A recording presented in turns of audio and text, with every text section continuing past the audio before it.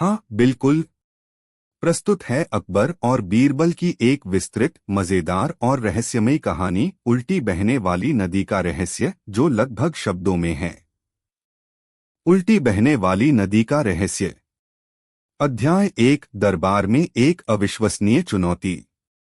आगरा का किला अपनी पूरी शानो शौकत के साथ चमक रहा था। बादशाह जलालुद्दीन मोहम्मद अकबर अपने भव्य दीवान-ए-आम में विराजमान थे। दरबार खचाखच भरा हुआ था। मंत्री, सेनापति, अमीर और दरबारी अपनी अपनी जगहों पर अनुशासित ढंग से बैठे थे, लेकिन हवा में एक अजीब सी बेचैनी थी।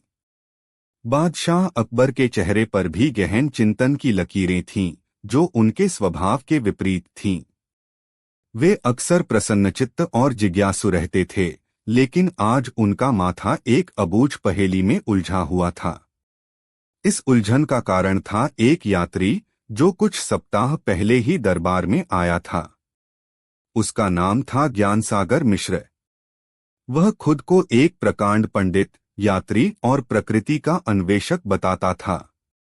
उसके वस्त्र साधारण थे, लेकिन उसकी आंखों में एक ऐसी चमक और वाणी में ऐसा आत्मविश्वास था कि बड़े बड़े विद्वान भी उसके सामने निरुत्तर हो जाते थे। ज्ञानसागर ने दरबार में आकर एक ऐसी बात कही थी, जिसने पूरे साम्राज्य में हलचल मचा दी थी। उसने दावा किया था कि हिंदुस्तान के पूर्वी छोर पर, घने जंगलों और दुर्गम पहाड़ियों के बीच एक ऐसी नदी बहती है, जो दिन में एक बार अपनी धारा बदलकर उल्टी दिशा में बहने लगती है। उसने उस नदी का नाम प्रतिलोमा बताया था। पहले तो दरबारियों ने इसे एक गप्प माना।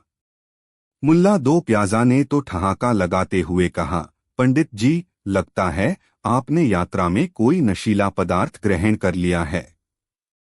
नदी और उल्टी बहे, यह तो प्रकृति के नियम के विरुद्ध है। पानी हमेशा ढलान की ओर बहता है, चढ़ान की ओर नहीं। लेकिन ज्ञानसागर अपनी बात पर अडिग रहा। उसने कहा, मैंने अपनी इन आंखों से यह चमत्कार देखा है, जहांपना। यह कोई साधारण नदी नहीं, यह देवी का साक्षात स्वरूप है। जब वह प्रसन्न होती हैं, तो सागर की ओर बहती हैं, और जब वे किसी बात पर रुष्ट होती हैं, तो वापस पर्वत की ओर लौट जाती हैं। जो भी इस रहस्य को समझ लेगा, वह संसार का सबसे ज्ञानी पुरुष कहलाएगा। अकबर, जो हमेशा नई और अनोखी बातों में रुचि रखते थे, इस दावे से बेहद प्रभावित हुए। उन्होंने अपने गुप्तचरों को इस बात की पुष्टि के लिए भेजा। कुछ हफ्तों बाद गुप्तचर वापस लौटे। उनके चेहरे पर भी आश्चर्य और भय का मिलाजुला भाव था। उन्होंने बादशाह को बताया कि पंडित की बात में सच्चाई है। उन्होंने दूर से देखा था कि नदी का प्रवाह सचमुच कुछ समय के लिए थम गया और फिर धीरे धीरे विपरीत दिशा में बढ़ने लगा। यह सुनकर पूरे दरबार में सन्नाटा छा गया। जो लोग मजाक उड़ा रहे थे, वे भी अब गंभीर हो गए थे। अकबर की जिज्ञासा अब एक बड़ी चुनौती में बदल चुकी थी। उन्होंने ऐलान किया, यह हमारे साम्राज्य के लिए एक पहेली है। या तो यह कोई दैवीय चमत्कार है, या फिर इसके पीछे कोई गहरा वैज्ञानिक रहस्य छिपा है। हम यह जानना चाहते हैं। उन्होंने अपने सबसे काबिल मंत्रियों और सलाहकारों की ओर देखा। सबकी नजरें झुकी हुई थीं। यह एक ऐसी गुत्थी थी, जिसे सुलझाना किसी के बस की बात नहीं लग रही थी। सेनापति मान सिंह ने कहा, जहांपनाह, यह सैन्य मामला नहीं है। इसमें तलवार नहीं, बुद्धि की आवश्यकता है। तभी अकबर की नजरें अपने सबसे प्रिय और बुद्धिमान सलाहकार बीरबल पर पड़ी। बीरबल हमेशा की तरह शांत और मुस्कुराते हुए खड़े थे, मानो यह सब उनके लिए एक मनोरंजक नाटक हो। अकबर ने कहा, बीरबल, पूरा दरबार खामोश है। इस विषय पर तुम्हारा क्या कहना है? क्या तुम भी मानते हो कि यह एक दैवीय चमत्कार है? बीरबल ने अदब से सिर झुकाया और कहा, जहांपनाह, प्रकृति ईश्वर की सबसे अद्भुत रचना है। इसमें ऐसे ऐसे रहस्य छिपे हैं जिन्हें इंसान की सीमित बुद्धि चमत्कार मान लेती है। लेकिन हर चमत्कार के पीछे कोई न कोई कारण अवश्य होता है। हो सकता है कि यह नदी भी हमें कुछ नया सिखाना चाहती हो। मुल्ला दो प्याजा, जो बीरबल से हमेशा ईर्ष्या करते थे, तुरंत बोल पड़े, वाह क्या गोलमोल जवाब है, कारण होता है, सिखाना चाहती है। अरे सीधी बात क्यों नहीं करते कि तुम भी इस पहेली को नहीं सुलझा सकते। बीरबल मुस्कुराए। मुल्ला जी, गुत्थी को सुलझाने से पहले उसे समझना आवश्यक है। बिना देखे बिना जाने किसी निष्कर्ष पर पहुंचना मूर्खता है, बुद्धिमानी नहीं। अकबर को बीरबल की बात में दम लगा। उन्होंने एक भव्य घोषणा की, जो कोई भी इस उल्टी बहने वाली नदी के रहस्य का पर्दाफाश करेगा, उसे 10,000 स्वर्ण मुद्राएं और 5 गांवों की जागीर इनाम में दी जाएगी। और यदि कोई प्रयास करने का दावा करे और असफल हो जाए तो उसे दरबार में अपनी अयोग्यता स्वीकार करनी होगी। यह घोषणा सुनकर कई अमीरों और दरबारियों के मन में लालच जागा, लेकिन असफलता का डर उससे कहीं ज्यादा था। किसी ने भी आगे आने की हिम्मत नहीं की।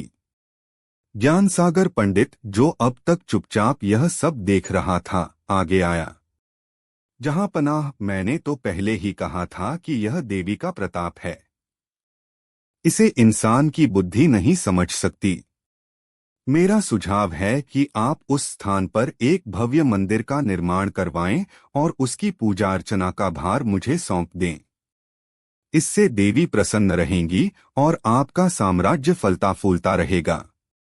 उसकी बातों में चालाकी की गंध थी। वह इस प्राकृतिक आश्चर्य को अपनी कमाई का जरिया बनाना चाहता था। अकबर कुछ निर्णय लेते उससे पहले ही बीरबल ने एक कदम आगे बढ़ाया। जहां पनाह, मुझे एक अवसर दीजिए। मैं स्वयं उस स्थान पर जाकर इस चमत्कार को अपनी आंखों से देखना और समझना चाहता हूं। मुझे विश्वास है कि सत्य तक पहुंचा जा सकता है। मुल्ला दो प्याजा ने फिर तंज कसा, गए थे हरि भजन को ओटन लगे कपास। बीरबल, तुम मंत्री हो, कोई जादूगर नहीं। वहां जाकर क्या करोगे? नदी से पूछोगे कि हे देवी, आप उल्टी क्यों बहती हैं? दरबार में दबी हुई हंसी की लहर दौड़ गई। लेकिन अकबर को बीरबल पर पूरा भरोसा था। उन्होंने कहा, ठीक है बीरबल, हम तुम्हें 3 महीने का समय देते हैं। तुम जाओ और इस रहस्य से पर्दा उठाओ। तुम्हारे साथ सैनिकों की एक छोटी टुकड़ी और आवश्यक संसाधन भेजे जाएंगे। बीरबल ने सिर झुकाकर आज्ञा स्वीकार की। जहां पनाह, मुझे सैनिकों की नहीं बल्कि कुछ बुद्धिमान और जिज्ञासु साथियों की आवश्यकता होगी। और हाँ, मुझे पंडित ज्ञानसागर को भी अपने साथ ले जाने की अनुमति दी जाए। चूंकि वे इस स्थान के जानकार हैं, तो हमारा मार्गदर्शन कर सकेंगे। ज्ञानसागर यह सुनकर सकपका गया। वह चाहता था कि लोग उसकी बात पर आंख मूंदकर विश्वास करें, न कि कोई वहां जाकर छानबीन करे। लेकिन बादशाह के हुक्म के आगे वह कुछ न कह सका। मन ही मन वह सोचने लगा कि कैसे बीरबल को रास्ते में ही भटका दिया जाए। और इस तरह एक अविश्वसनीय चुनौती के साथ बीरबल की एक ऐसी यात्रा शुरू हुई, जो न केवल एक नदी के रहस्य को उजागर करने वाली थी, बल्कि इंसान के ज्ञान, अंधविश्वास और लालच की परतों को भी खोलने वाली थी। अध्याय 2, रहस्यमयी नदी की ओर यात्रा। आगरा से पूरब की ओर का सफर लंबा और कठिन था। बीरबल ने अपने साथ कोई बड़ी सेना नहीं ली थी। उनके दल में केवल 10 लोग थे, 2 वास्तुकार, 2 खगोल शास्त्री, कुछ भरोसेमंद सिपाही और स्वयं पंडित ज्ञानसागर। बीरबल ने जानबूझकर ऐसे लोगों को चुना था जो केवल लड़ना नहीं बल्कि सोचना और अवलोकन करना भी जानते थे। यात्रा के शुरुआती दिन तो आराम से बीते। मैदानी इलाके पार करते हुए बीरबल अपने साथियों से चर्चा करते रहते। वे खगोल शास्त्रियों से तारों, ग्रहों और चंद्रमा के प्रभाव के बारे में पूछते। वास्तुकारों से जमीन की बनावट, ढलान और पानी के बहाव के सिद्धांतों पर बात करते। उनका उद्देश्य केवल मंजिल तक पहुंचना नहीं था, बल्कि रास्ते में ही अपने ज्ञान को ताज़ा करना था। पंडित ज्ञानसागर इस सब से बहुत असहज था। वह बार बार बीरबल को डराने की कोशिश करता। बीरबल जी, आप व्यर्थ ही इन पोथियों में सिर खपा रहे हैं। प्रतिलोमा देवी का रहस्य इन किताबों में नहीं मिलेगा। वे तो केवल सच्ची श्रद्धा से प्रसन्न होती हैं। कहीं ऐसा न हो कि आपकी यह नास्तिकता देखकर वे क्रोधित हो जाएं और हम सब पर कोई विपत्ति आ पड़े। बीरबल केवल मुस्कुरा देते और कहते, पंडित जी, ज्ञान की खोज ही ईश्वर की सबसे बड़ी आराधना है। और जहां तक श्रद्धा की बात है, तो मैं प्रकृति के हर कण में ईश्वर का रूप देखता हूं। मैं तो बस उस रूप को समझना चाहता हूं। जैसे जैसे वे पूरब की ओर बढ़ते गए, इलाका बदलता गया। समतल मैदानों की जगह घने जंगल, ऊंची नीची पहाड़ियां और जंगली जानवरों से भरे रास्ते आने लगे। कई बार उन्हें रास्ता बनाने के लिए झाड़ियां काटनी पड़ती, तो कई बार जंगली नालों को पार करना पड़ता। एक शाम जब वे एक घने जंगल में पड़ाव डाले हुए थे, तो ज्ञानसागर ने एक और चाल चली। उसने चुपके से अपने थैले से एक सांप निकाला, जिसे उसने पहले से पकड़ रखा था, और उसे बीरबल के खेमे के पास छोड़ दिया। उसका इरादा बीरबल को डराकर वापस लौटने पर मजबूर करना था। लेकिन बीरबल की नजरें बहुत तेज थीं। उन्होंने सांप को रेंगते हुए देख लिया। उन्होंने शोर मचाने की बजाय शांति से अपनी लाठी उठाई और सांप के फन के पास जमीन पर जोर से मारी। कंपन से सांप डरकर भाग गया। अगली सुबह बीरबल ने ज्ञानसागर से कहा, पंडित जी, रात को यहाँ एक विषैला सर्प आ गया था। लगता है इस जंगल के देवी देवता हमारी परीक्षा ले रहे हैं। ज्ञानसागर का चेहरा पीला पड़ गया। उसे लगा कि उसकी चोरी पकड़ी गई है। वह हकलाते हुए बोला, मैंने तो कहा ही था। यह पवित्र भूमि है। यहां हमें सावधान रहना होगा। बीरबल ने उसकी आंखों में झांकते हुए कहा, बिल्कुल पंडित जी। हमें सिर्फ जंगली जानवरों से ही नहीं, बल्कि इंसान के वेश में छिपे सांपों से भी सावधान रहना होगा। यह सुनकर ज्ञानसागर की घिघी बंध गई। उसे समझ आ गया कि बीरबल को उस पर शक हो गया है। लगभग 2 महीने की कठिन यात्रा के बाद वे उस इलाके में पहुंचे जिसका जिक्र ज्ञानसागर ने किया था। यह एक बेहद खूबसूरत लेकिन उतनी ही रहस्यमयी जगह थी। चारों तरफ हरे भरे पहाड़ थे, जिन पर बादल तैरते रहते थे। हवा में नमी और फूलों की मीठी सुगंध थी। यहाँ एक छोटा सा गांव था, जिसका नाम नदीग्राम था। गांव के लोग बहुत सीधे सादे और भोले थे। गांव के पास ही वह प्रसिद्ध प्रतिलोमा नदी बह रही थी। पहली नजर में वह किसी भी सामान्य नदी की तरह ही लग रही थी। उसका पानी शीशे की तरह साफ था और वह शांत गति से पहाड़ों से निकलकर एक बड़ी घाटी की ओर बह रही थी। बीरबल ने गांव के मुखिया से बात की। मुखिया ने हाथ जोड़कर कहा, मंत्री जी, आप सही जगह आए हैं, लेकिन सावधान रहिएगा। यह कोई साधारण नदी नहीं, यह हमारी माँ है। दिन में एक बार जब सूरज सिर पर आता है, तो यह नाराज होकर वापस लौटती है। उस समय इसके पास जाना खतरे से खाली नहीं होता। बीरबल ने पूछा, यह कब से हो रहा है? मुखिया ने कहा, हम तो अपने पुरखों से यही सुनते आए हैं। यह सदियों से हो रहा है। पंडित ज्ञानसागर जी ने ही हमें बताया कि यह देवी का कोप है। उन्होंने यहाँ एक छोटा सा मंदिर भी बनवाया है। हम रोज वहां पूजा करते हैं ताकि देवी शांत रहें। बीरबल ने देखा कि गांव के लोग पंडित ज्ञानसागर को बड़ी श्रद्धा से देख रहे थे। पंडित ने इस इलाके में अंधविश्वास की जड़ें बहुत गहरी जमा दी थीं। वह लोगों के डर का फायदा उठाकर उनसे भेंट और चढ़ावा वसूलता था। बीरबल ने अपने साथियों के साथ नदी के किनारे अपना खेमा लगा लिया। उन्होंने तय किया कि वे कुछ दिन यहीं रहकर नदी के व्यवहार का बारीकी से अध्ययन करेंगे। उनके खगोलशास्त्री रोजाना सूरज, चांद और तारों की स्थिति का लेखा-जोखा रखने लगे।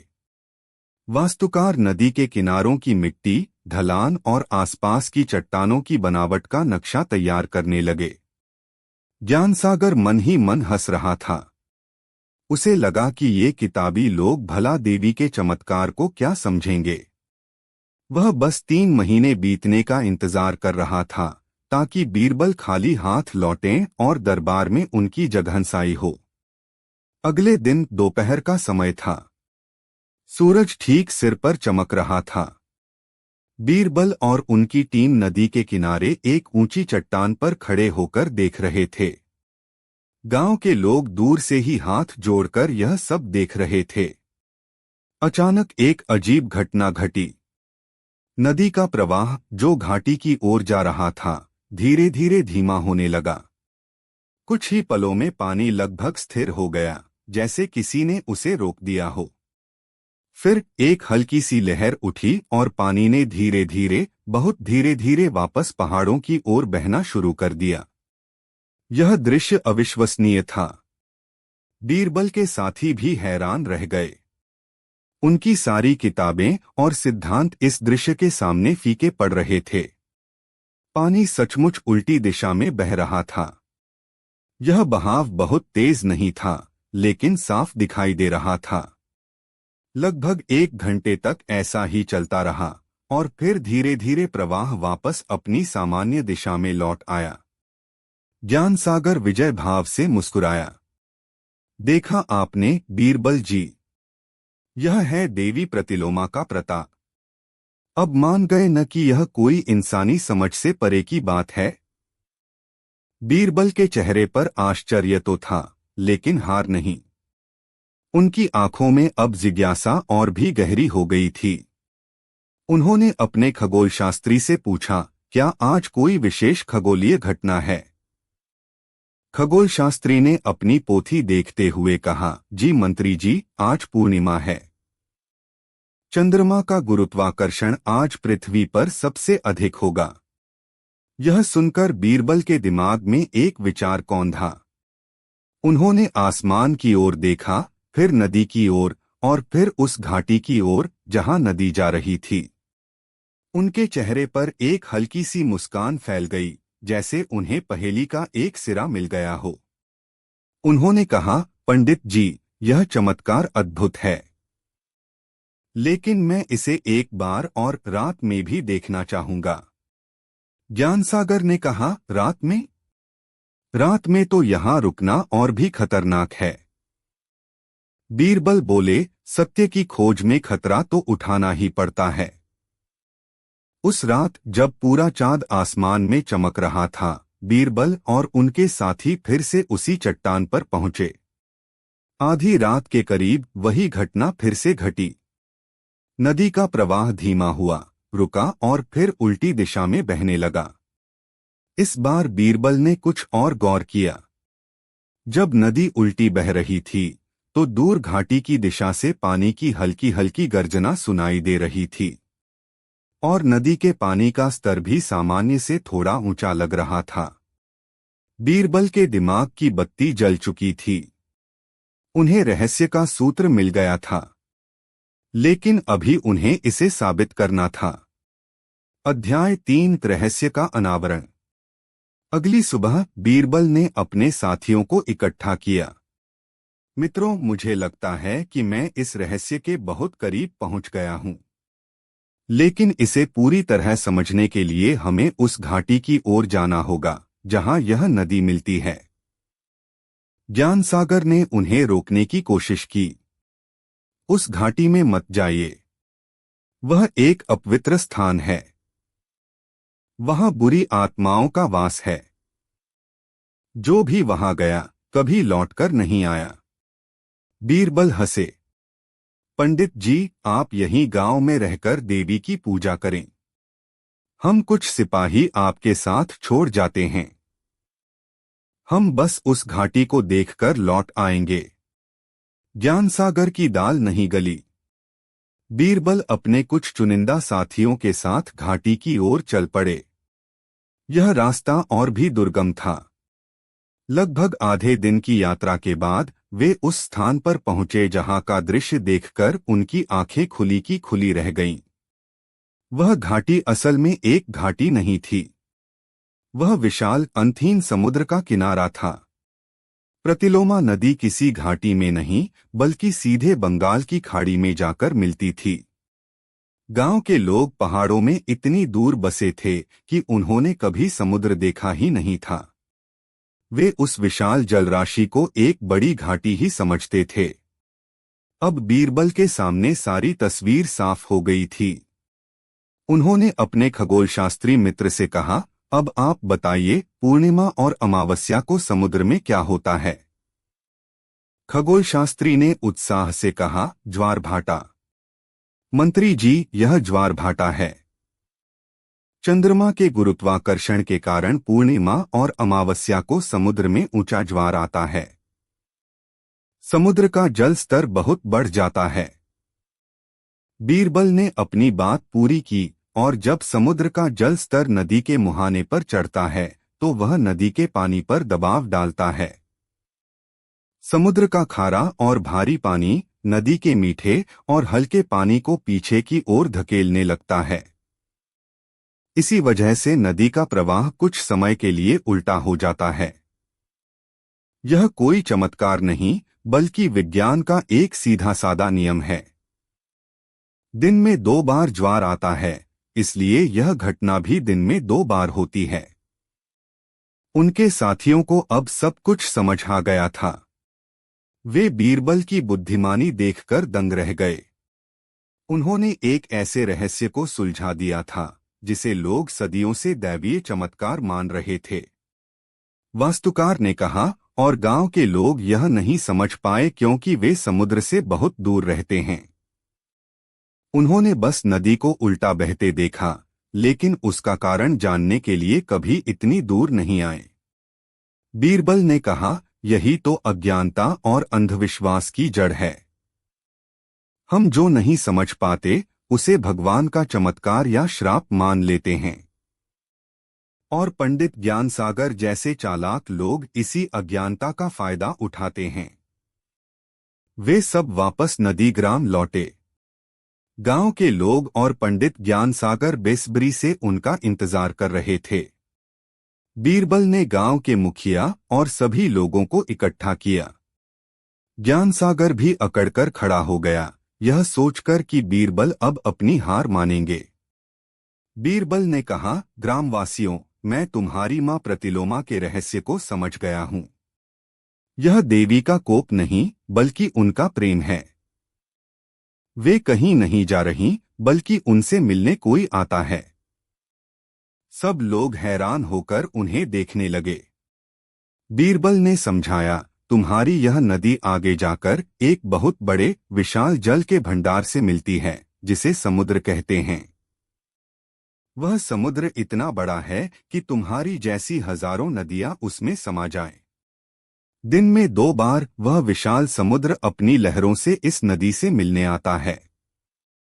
जब उसकी ऊंची लहरें नदी में प्रवेश करती हैं तो वे नदी के पानी को कुछ देर के लिए पीछे धकेल देती हैं। बस यही है उल्टी धारा का रहस्य। गांव के लोग कुछ समझ नहीं पाए। समुद्र, वह क्या होता है? तब बीरबल ने मुखिया और कुछ अन्य लोगों से कहा, अगर तुम्हें मेरी बात पर विश्वास नहीं है तो मेरे साथ चलो, मैं तुम्हें वह नजारा दिखाता हूं। अगले दिन बीरबल गांव के कुछ लोगों को लेकर समुद्र तट पर गए। जब गांव वालों ने पहली बार अपनी आंखों से असीम समुद्र को देखा तो वे भय और आश्चर्य से भर गए। उन्होंने अपनी जिंदगी में इतना पानी एक साथ नहीं देखा था। जब उन्होंने अपनी आंखों से ऊंचे ज्वार को नदी के मुहाने में घुसते और नदी को पीछे धकेलते देखा तो उन्हें बीरबल की बात पर यकीन हो गया। मुखिया ने बीरबल के पैर पकड़ लिए। मंत्री जी, आपने हमारी आंखें खोल दी। हम सदियों से एक भ्रम में जी रहे थे और व्यर्थ ही डरते थे। हम तो इसे देवी का गुस्सा समझते थे, पर यह तो प्रकृति का एक खेल है। अब सबकी नजरें पंडित ज्ञान सागर पर गईं। उसका चेहरा शर्म और डर से सफेद पड़ चुका था। उसकी सारी चालाकी धरी की धरी रह गई थी। एक ग्रामीण ने गुस्से में कहा, और यह धूर्त हमें इतने सालों से डराकर लूटता रहा। इसने हमारे डर को अपनी कमाई का साधन बना लिया। लोग ज्ञान सागर की ओर बढ़ने लगे, लेकिन बीरबल ने उन्हें रोक दिया। ठहरो, कानून को अपने हाथ में मत लो। इसका फैसला बादशाह अकबर करेंगे। बीरबल ने ज्ञान सागर को बंदी बना लिया और अपनी टीम के साथ आगरा लौटने की तैयारी शुरू कर दी।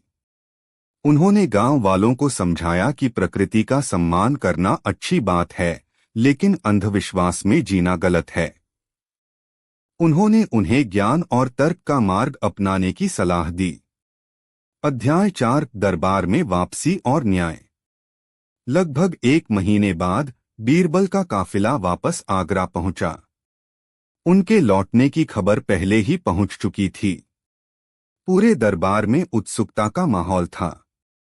क्या बीरबल पहेली सुलझा पाए, या वे भी खाली हाथ लौटे हैं? मुल्ला दो प्याजा और बीरबल के अन्य विरोधी मन ही मन खुश थे। उन्हें पूरी उम्मीद थी कि बीरबल असफल हुए होंगे और आज दरबार में उनका मजाक उड़ेगा। अकबर अपने सिंहासन पर विराजमान थे। उनकी नजरें भी बेचैनी से दरवाजे पर टिकी थीं। बीरबल ने दरबार में प्रवेश किया। उनके चेहरे पर सफलता की शांति और आत्मविश्वास था। उनके पीछे जंजीरों में जकड़ा हुआ पंडित ज्ञान सागर था, जिसका सिर शर्म से झुका हुआ था।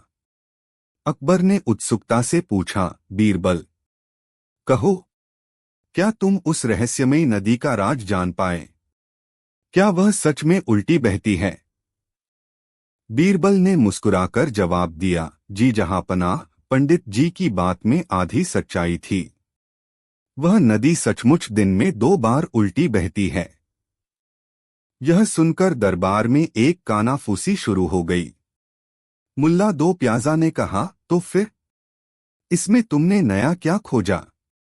यह तो हम सब जानते थे। इसका मतलब तुम भी उसे दैवीय चमत्कार ही मानते हो। बीरबल ने कहा, नहीं मुल्ला जी। हर घटना जो हमारी समझ से परे हो, वह चमत्कार नहीं होती। वह बस एक ऐसा सत्य होती है जिसका कारण हम अभी तक नहीं जान पाए हैं। और फिर बीरबल ने पूरे दरबार के सामने उल्टी बहने वाली नदी के रहस्य का पर्दाफाश किया। उन्होंने ज्वार भाटे के सिद्धांत को इतने सरल शब्दों और उदाहरणों से समझाया कि एक आम आदमी भी उसे समझ सकता था। उन्होंने कहा, जहांपनाह, वह नदी अकेली नहीं है। वह एक विशाल समुद्र से मिलती है। और जिस तरह एक शक्तिशाली राजा के आगमन पर छोटे सामंत सिर झुकाते हैं, उसी तरह विशाल समुद्र के ज्वार के सामने वह छोटी नदी कुछ समय के लिए पीछे हट जाती है। यह देवी का कोप नहीं, बल्कि प्रकृति का अनुशासन है। चंद्रमा, जो रात में हमें शीतलता देता है, वही अपनी अदृश्य शक्ति से समुद्र को अपनी ओर खींचता है, और यह अद्भुत घटना घटती है। उन्होंने अपने वास्तुकारों द्वारा बनाए गए नक्शे और खगोलशास्त्रियों द्वारा तैयार किए गए चार्ट भी पेश किए, जो उनकी बात को साबित कर रहे थे। पूरा दरबार बीरबल की बुद्धिमत्ता और वैज्ञानिक दृष्टिकोण को देखकर स्तब्ध रह गया। जिस पहेली को वे दैवीय चमत्कार मानकर हार गए थे, उसे बीरबल ने तर्क और अवलोकन से सुलझा दिया था। अकबर अपनी गद्दी से उठ खड़े हुए। उनका चेहरा गर्व से चमक रहा था। उन्होंने कहा, वाह बीरबल, वाह! तुमने न केवल एक नदी का रहस्य सुलझाया है, बल्कि हमें एक बहुत बड़ा सबक भी सिखाया है। तुमने साबित कर दिया है कि ज्ञान की रोशनी के आगे अंधविश्वास का अंधेरा टिक नहीं सकता। फिर उनकी नजरें कांपते हुए ज्ञान सागर पर पड़ी। और तुम धूर्त पंडित, तुमने भोले भाले लोगों के विश्वास और डर का सौदा किया। तुमने प्रकृति के एक सुंदर रहस्य को अपनी कमाई का जरिया बनाया। तुम माफी के लायक नहीं हो। अकबर ने हुक्म दिया, इस पाखंडी को कालकोठरी में डाल दिया जाए और इसने गांव वालों से जो भी धन और संपत्ति लूटी है उसे तुरंत वापस किया जाए। साथ ही उस गांव में एक पाठशाला खोली जाए ताकि वहां के बच्चे ज्ञान का प्रकाश पा सकें और भविष्य में कोई उन्हें इस तरह धोखा न दे सके। दरबार बादशाह सलामत की जय और राजा बीरबल की जय के नारों से गूंज उठा। मुल्ला दो प्याजा और अन्य विरोधियों के चेहरे देखने लायक थे। उनकी सारी उम्मीदों पर पानी फिर गया था। अकबर ने अपनी घोषणा के अनुसार बीरबल को 10,000 स्वर्ण मुद्राएं और 5 गांवों की जागीर भेंट की। बीरबल ने विनम्रता से कहा, जहांपनाह, यह विजय मेरी नहीं बल्कि तर्क और सत्य की है। सबसे बड़ा इनाम तो वह ज्ञान है जो इस यात्रा से मुझे और मेरे साथियों को मिला। उस दिन के बाद उल्टी बहने वाली नदी की। बीरबल ने कहा, ग्रामवासियों, मैं तुम्हारी मां प्रतिलोमा के रहस्य को समझ गया हूं। यह देवी का कोप नहीं बल्कि उनका प्रेम है। वे कहीं नहीं जा रही बल्कि उनसे मिलने कोई आता है। सब लोग हैरान होकर उन्हें देखने लगे। बीरबल ने समझाया, तुम्हारी यह नदी आगे जाकर एक बहुत बड़े विशाल जल के भंडार से मिलती है जिसे समुद्र कहते हैं। वह समुद्र इतना बड़ा है कि तुम्हारी जैसी हजारों नदियां उसमें समा जाएं। दिन में 2 बार वह विशाल समुद्र अपनी लहरों से इस नदी से मिलने आता है।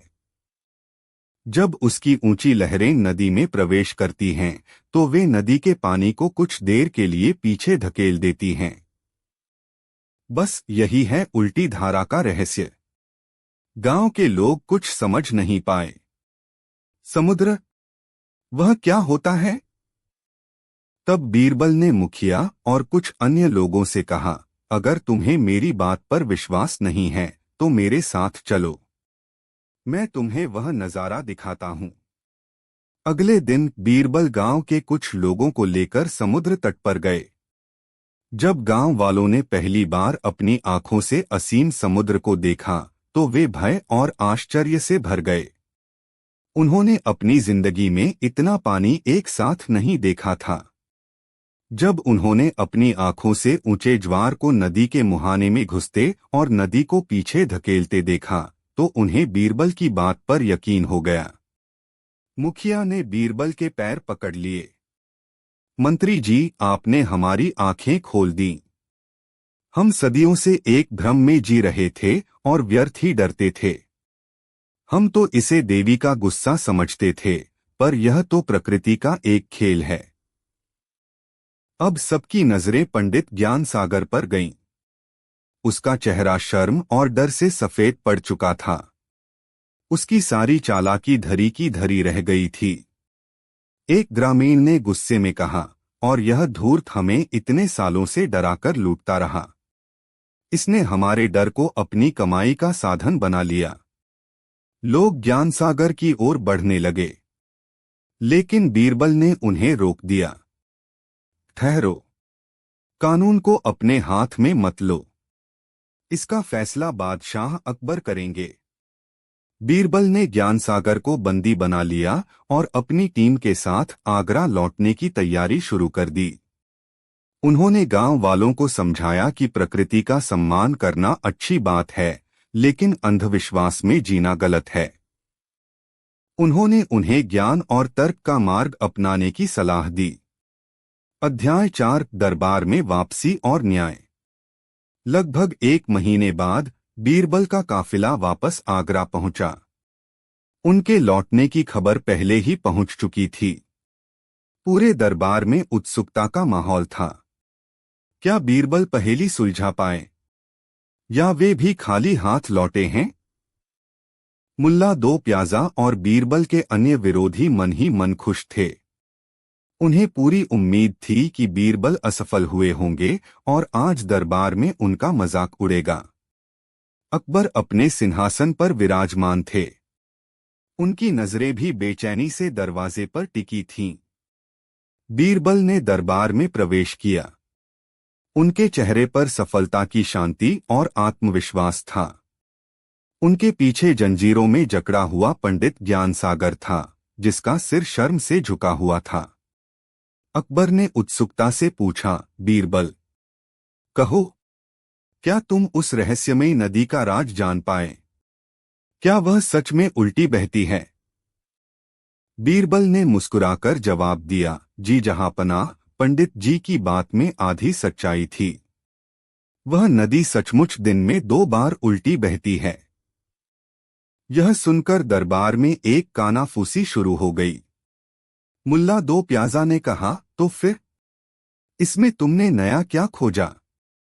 यह तो हम सब जानते थे। इसका मतलब तुम भी उसे दैवीय चमत्कार ही मानते हो। बीरबल ने कहा, नहीं मुल्ला जी, हर घटना जो हमारी समझ से परे हो वह चमत्कार नहीं होती। वह बस एक ऐसा सत्य होती है जिसका कारण हम अभी तक नहीं जान पाए हैं। और फिर बीरबल ने पूरे दरबार के सामने उल्टी बहने वाली नदी के रहस्य का पर्दाफाश किया। उन्होंने ज्वार भाटे के सिद्धांत को इतने सरल शब्दों और उदाहरणों से समझाया कि एक आम आदमी भी उसे समझ सकता था। उन्होंने कहा, जहांपनाह, वह नदी अकेली नहीं है। वह एक विशाल समुद्र से मिलती है। और जिस तरह एक शक्तिशाली राजा के आगमन पर छोटे सामंत सिर झुकाते हैं, उसी तरह विशाल समुद्र के ज्वार के सामने वह छोटी नदी कुछ समय के लिए पीछे हट जाती है।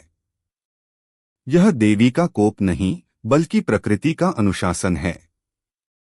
चंद्रमा जो रात में हमें शीतलता देता है, वही अपनी अदृश्य शक्ति से समुद्र को अपनी ओर खींचता है, और यह अद्भुत घटना घटती है। उन्होंने अपने वास्तुकारों द्वारा बनाए गए नक्शे और खगोलशास्त्रियों द्वारा तैयार किए गए चार्ट भी पेश किए, जो उनकी बात को साबित कर रहे थे। पूरा दरबार बीरबल की बुद्धिमत्ता और वैज्ञानिक दृष्टिकोण को देखकर स्तब्ध रह गया। जिस पहेली को वे दैवीय चमत्कार मानकर हार गए थे, उसे बीरबल ने तर्क और अवलोकन से सुलझा दिया था। अकबर अपनी गद्दी से उठ खड़े हुए। उनका चेहरा गर्व से चमक रहा था। उन्होंने कहा, वाह बीरबल, वाह! तुमने न केवल एक नदी का रहस्य सुलझाया है, बल्कि हमें एक बहुत बड़ा सबक भी सिखाया है। तुमने साबित कर दिया है कि ज्ञान की रोशनी के आगे अंधविश्वास का अंधेरा टिक नहीं सकता। फिर उनकी नजरें कांपते हुए ज्ञान सागर पर पड़ी। और तुम, धूर्त पंडित, तुमने भोले भाले लोगों के विश्वास और डर का सौदा किया। तुमने प्रकृति के एक सुंदर रहस्य को अपनी कमाई का जरिया बनाया। तुम माफी के लायक नहीं हो। अकबर ने हुक्म दिया, इस पाखंडी को कालकोठरी में डाल दिया जाए, और इसने गांव वालों से जो भी धन और संपत्ति लूटी है, उसे तुरंत वापस किया जाए। साथ ही उस गांव में एक पाठशाला खोली जाए, ताकि वहां के बच्चे ज्ञान का प्रकाश पा सकें और भविष्य में कोई उन्हें इस तरह धोखा न दे सके। दरबार बादशाह सलामत की जय और राजा बीरबल की जय के नारों से गूंज उठा। मुल्ला दो प्याजा और अन्य विरोधियों के चेहरे देखने लायक थे। उनकी सारी उम्मीदों पर पानी फिर गया था। अकबर ने अपनी घोषणा के अनुसार बीरबल को 10,000 स्वर्ण मुद्राएं और 5 गांवों की जागीर भेंट की। बीरबल ने विनम्रता से कहा, जहांपनाह, यह विजय मेरी नहीं, बल्कि तर्क और सत्य की है। सबसे बड़ा इनाम तो वह ज्ञान है जो इस यात्रा से मुझे और मेरे साथियों को मिला। उस दिन के बाद उल्टी बहने वाली नदी की चाहिए। आपने कहानी दी, लेकिन उसका शीर्षक बदल दिया।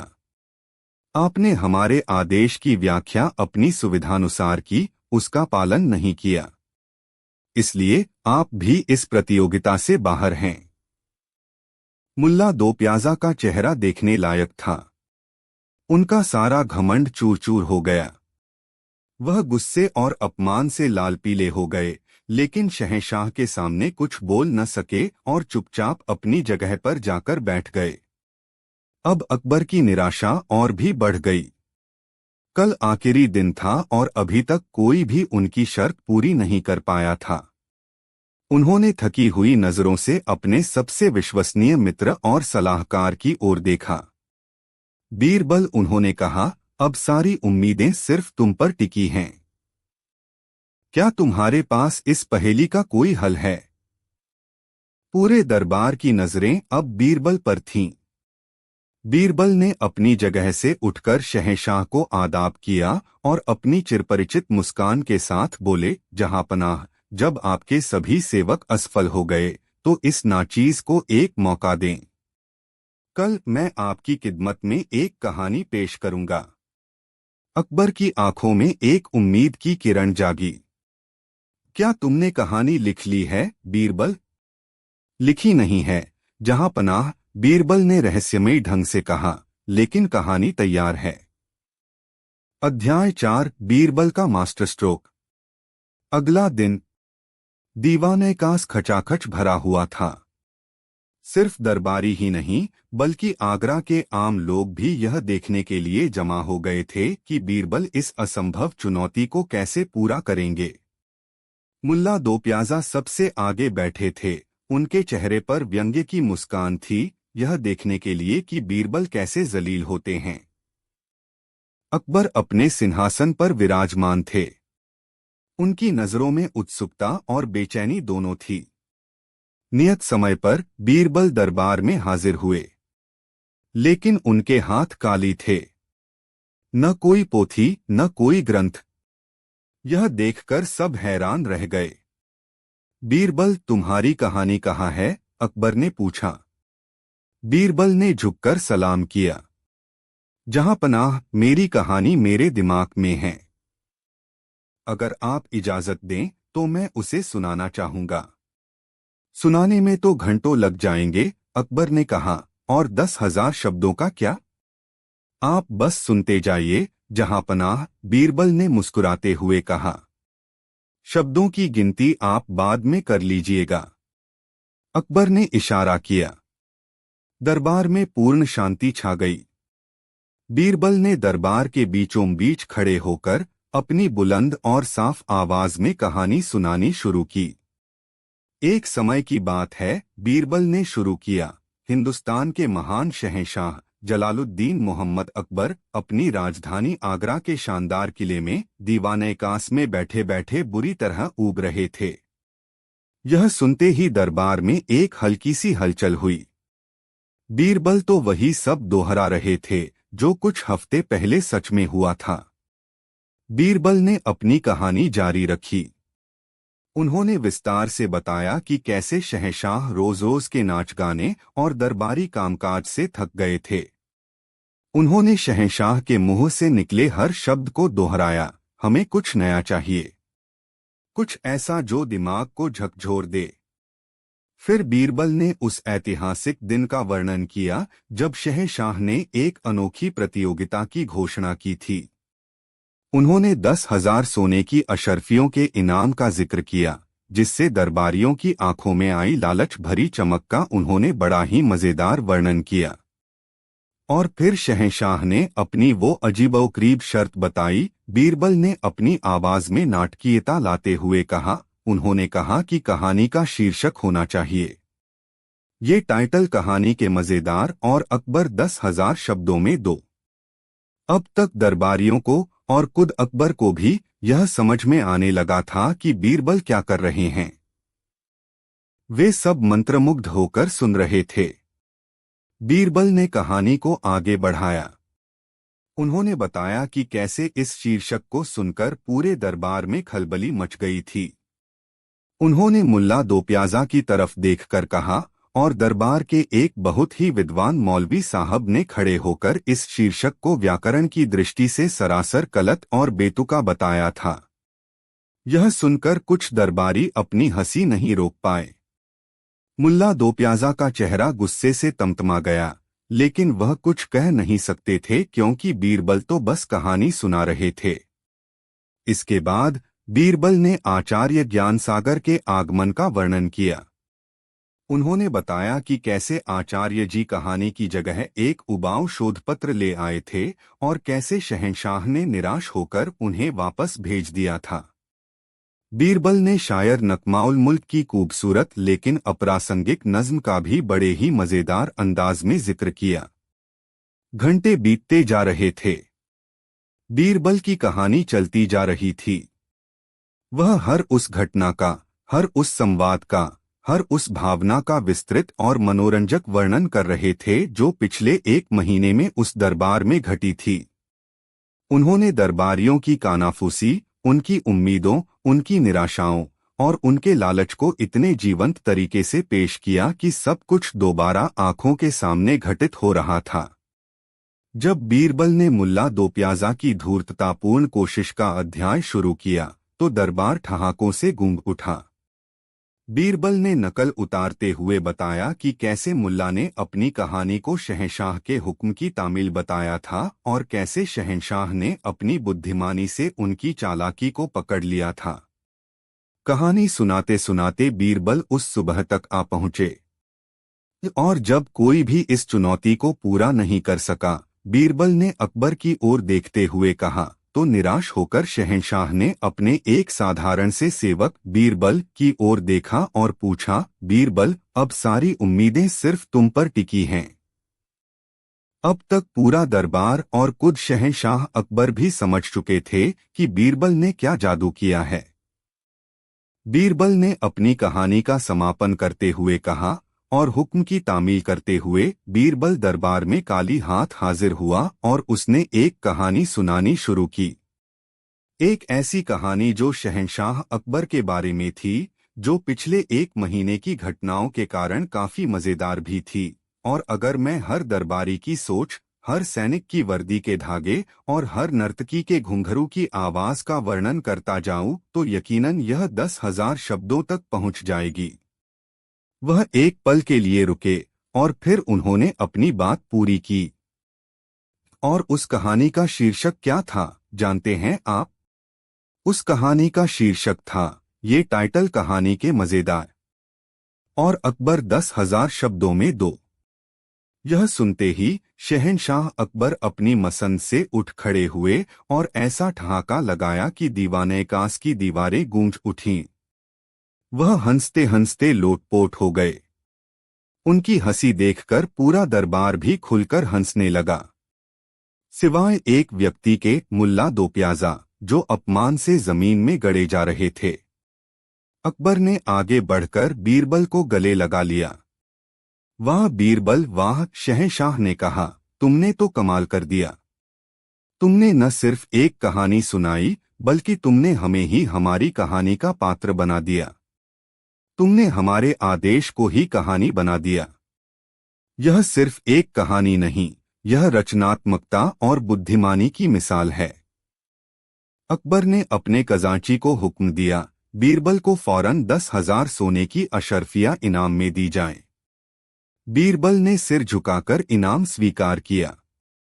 उस दिन अकबर को समझ आया कि सच्ची रचनात्मकता नियमों को तोड़ने में नहीं, बल्कि नियमों के साथ खेलकर उन्हें एक नया अर्थ देने में है।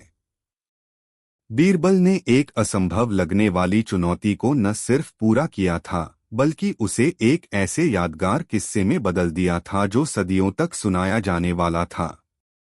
और इस तरह वह कहानी पूरी हुई जिसका शीर्षक था, ये टाइटल कहानी के मजेदार और अकबर 10,000 शब्दों में 2। यह एक ऐसी कहानी थी जिसने खुद को अपनी ही कहानी के अंदर जन्म दिया, ठीक वैसे ही जैसे एक बीज से पेड़ और फिर उसी पेड़ से हजारों नए बीज जन्म लेते हैं। यह अकबर के न्यायप्रिय शासन और बीरबल की हाजिर जवाबी का एक और सुनहरा पन्ना बन गई, जिसे लोग आज भी मजे ले लेकर पढ़ते और सुनते हैं। लगभग 2,500 शब्दों में लिखी गई यह कहानी उस विशाल 10,000 शब्दों की कहानी का सार है जो बीरबल ने सुनाई होगी।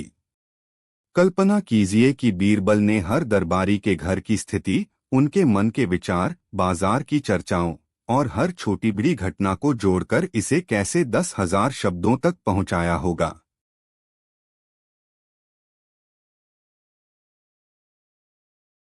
तब तक हमारी सल्तनत की नींव करीम के जाने के बाद कोई भी नया प्रयोग करने से की ओर देखा और मुस्कुराए। सब बस पुराने तरीके से खामोशी का रहस्य तो सुलझ गया था। बीरबल ने इसे बदलने के लिए एक प्रतियोगिता आने वाली आज का नया पकवान सल्तनत के गलियारों में गूंजता रहा। कोई भी बावर्ची अपनी मर्जी का एक नया पकवान बना हमेशा के लिए खामोश नहीं कर सकती। जिसका पकवान सबसे अच्छा होता, निश्चित रूप से बीरबल अपनी तरफ से एक सोने का सिक्का इनाम में देते। लगभग 1 शब्दों में इस प्रतियोगिता ने सोई हुई रचनात्मकता को जगा दिया।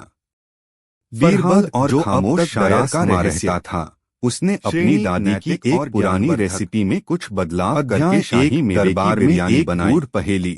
वह इतनी स्वादिष्ट सुबह का सूरज यमुना के पानी नौरोज की दावत के मेन्यू में शामिल और मुगलिया सल्तनत की राजधानी अपनी पूरी शानो शौकत के साथ जाग रही थी। सुगंध फैलने लगी। शहंशाह जलालुद्दीन करीम की तलाश के दीवाने-आम में हमेशा की बीच बीरबल उस्ताद करीम को नहीं न्याय के फरियादी सूबों से जानते थे कि असली ज्ञानी वही कला का प्रदर्शन करने को उत्सुक कलाकार भेष बदलकर शाह बीरबल आगरा की प्रतीक्षा कर रहे थे। गली में स्थित उस्ताद करीम दिल का दरबार कुछ खास था।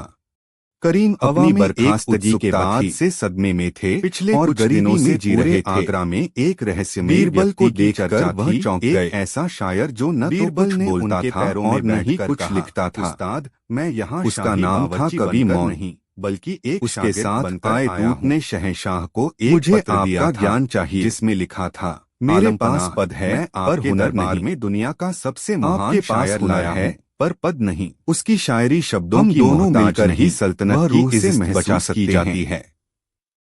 उस्ताद की खामोशी में ही उसके कलाम का सागर छिपा है। आज तक किसी ने उन्हें इतना सम्मान नहीं दिया था। एक पहेली थी, उन्होंने बीरबल को माफ कर दिया और अपनी सालों की मेहनत से बनाई गई कला और साहित्य के महान बल को सौंप दी। इस विचार से उन्होंने बीरबल को नहीं बल्कि फरहाद को सिखाने के लिए शायर को दरबार में पेश करने का हुक्म दिया। चुपके से उस्ताद करीम के पास एक मध्यम कद का और खाना पकाने की बारीकियां व्यक्ति दाखिल हुआ।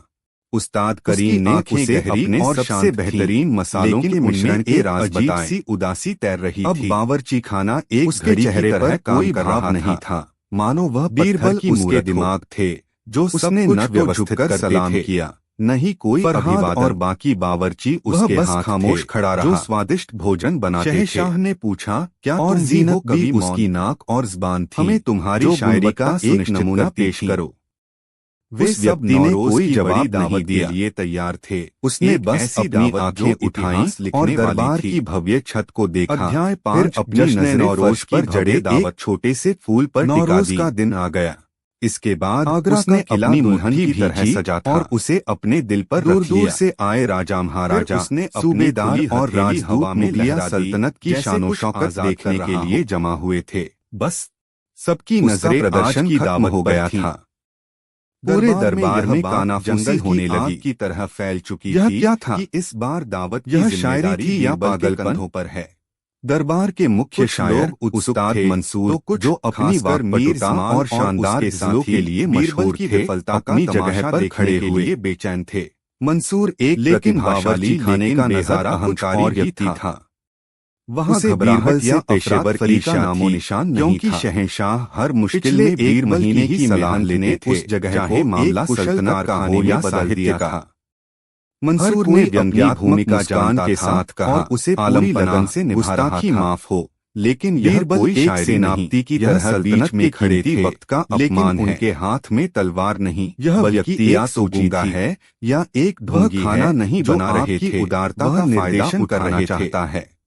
बशीर चाचा कई दरबारियों ने मंसूर की बात से सहमति जताई। ठीक 10 मिनट पहले तंदूर में जानी भी असमंजस में थे। वे गर्मागरम परोसी जा सके। वाकई एक धोखा लग रहा था। कोरमे का रंग और तरी अपनी नजरें अपने सबसे भरोसेमंद की बताई हुई पहचान से मेल खाती है, जो अब तक खामोशी से यह सब देख रहे मिठाइयों पर डालने के लिए बीरबल शहंशाह ने कहा, तुम्हारी क्या राय है? जांच आपने कर ली है, क्या इस खामोशी में कोई गहरा अर्थ है, घबराहट या यह सिर्फ बल्कि एक शांत आत्मविश्वास था? बीरबल अपनी जगह से हर छोटी बड़ी बात का ध्यान रखा उस खामोश शायर को गौर से देखा। उन्होंने मेहमानों के पीने के लिए पानी को भी गुलाब और केवड़े की पत्तियों से सुगंधित करवाया। बीरबल जानते थे कि यह एक साधारण मामला नहीं है।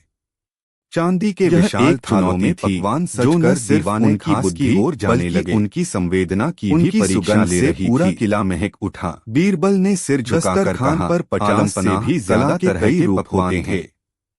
शुरुआत कलाएं कानों से सुनी जाती हैं, कबाबों से आँखों से देखी जाती हैं। शामी कबाब कुछ सिर्फ कबाब से महसूस की जाती हैं। हर कबाब मुंह में रखते ही घुल रहा था। यह शायर हमें मीर इस्माइल ने एक कबाब चखा और उसका चेहरा उतर गया। हमें किसी निष्कर्ष पर पहुंचने से पहले के बनाए समझने का एक मौका देना चाहिए।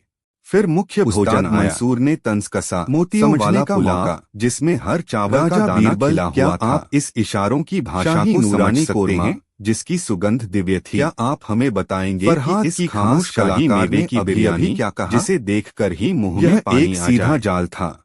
इसके अलावा दर्जनों तरह के सालन, सब्जियां और रायते तो मंसूर उन्हें झूठा साबित कर देता। अकबर ने पहला निवाला लिया। अगर वह कहते कि वह नहीं समझे तो उनकी अक्ल पर सवाल उठता।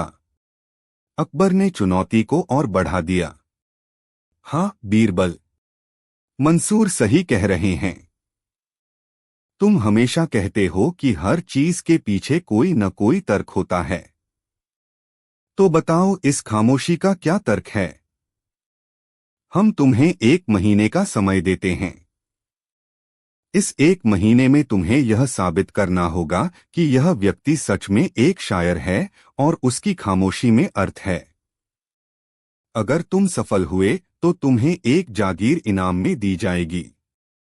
लेकिन शहंशाह की आवाज गंभीर हो गई, अगर तुम नाकाम रहे तो तुम्हें यह स्वीकार करना होगा कि तुम्हारी बुद्धि हर गुत्थी नहीं सुलझा सकती और तुम्हें 1 साल के लिए मुख्य सलाहकार का पद छोड़ना होगा।